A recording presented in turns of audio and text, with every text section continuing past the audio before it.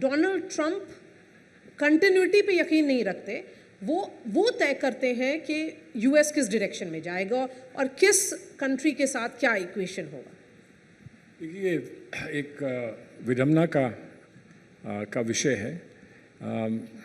मैं समझता हूँ कि विदेश नीति से जुड़ा हुआ कोई व्यक्ति भी हो, उनकी जो भी एक सोच हो, सामरिक सोच हो, एक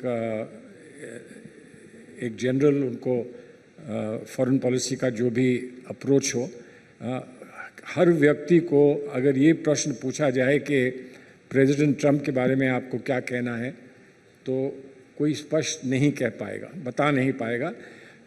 कभी हम लोग ये सोचते हैं कि ये 4 वर्ष की बात है, ये पर्सनालिटी ड्रिवन है, पर्सनालिटी से के साथ ही चली जाएगी। लेकिन बहुत सारे लोग ये भी कहते हैं कि पर्सनालिटी ड्रिवन हिस्सा उसका होगा, लेकिन कुछ परिवर्तन अमेरिका की सोच में ऐसे आ जाएंगे और अमेरिका में एक स्थायिक रूप से एक ऐसा चेंज आएगा कि उसको आपको डील करना पड़ेगा। तो एक तो ये विषय है।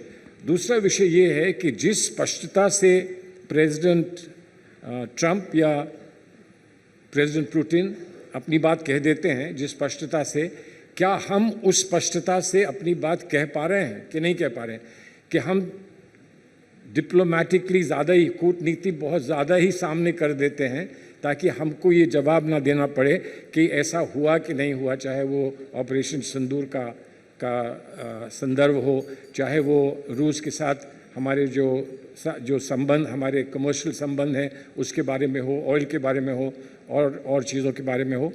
तो क्या ये एक बहुत बड़ी चुनौती नहीं है हमारे लिए? एक बहुत बड़ी चुनौती है कि विश्व में हम स्पष्ट अपनी बात कह ना पाएँ, और शायद कोई ये कहे कि वो इसलिए भी है कि हम चाहते हैं कि हम ऐसा कोई रास्ता बंद ना करें, कोई दरवाज़ा बंद ना करें जो आगे कोई बड़ी समस्या आ जाए।